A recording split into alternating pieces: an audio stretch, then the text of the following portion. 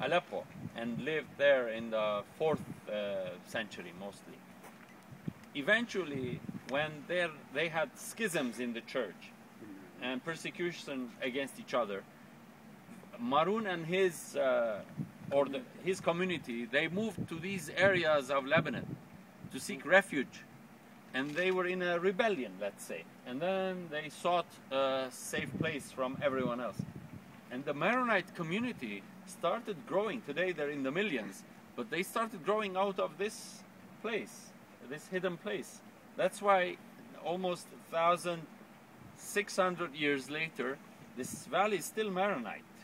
And the churches that grew and so on. And it's in the nature of the Maronite church, the Lebanese traditional Christian church, the nature, this rocky nature, the valley nature, this holy nature and so on, it was mixed with their whole spirituality, their understanding of themselves.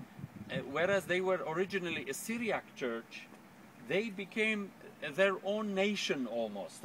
So there is even a discussion whether the Maronites are a church or a people, a nation. It's an interesting discussion even Maronite priests have amongst each other. What are we? A church, a denomination, or a people? Now, it could be a people because it has a story of a community that fled and came here and grew from this into all of Mount Lebanon was famous, with their monasteries. But this is the secret. The cedar is called the cedar of the Lord, Arz al-Rab. They had above them the cedar of the Lord. They had the snow, they had the waterfalls, the rocks, the caves, this valley that provided security and safety for them. And from here they went down and to the other mountains. So that's why you have most of the famous monasteries in this valley.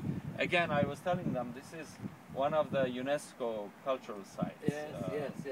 So Dr. Paul Hervé now Saint Maron, he was born in Syria in the 5th century, but the Maronites have been also persecuted from other Christian monophysite. Monophysite, they believe at the only nature of Christ.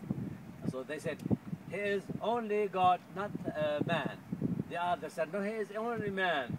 So this conflict in the 3rd, 4th and 5th century was very strong between Christians, and most of them who became also faithful to Rome, the Maronite, they fled from there and came here in the mountain to avoid persecution from monophysite, and then in the 7th century to avoid persecution from the Muslim.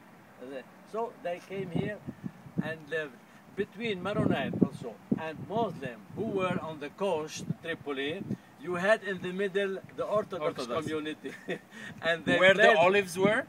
So the cities were Muslim cities like Tripoli, invasion and so on, they became Muslim. The Maronites here in between, where the olives were planted. They were intermediate, so as how do you say, counselor, as to reconciler between Muslim and Maronite. And still now, some Orthodox Church try to play this part.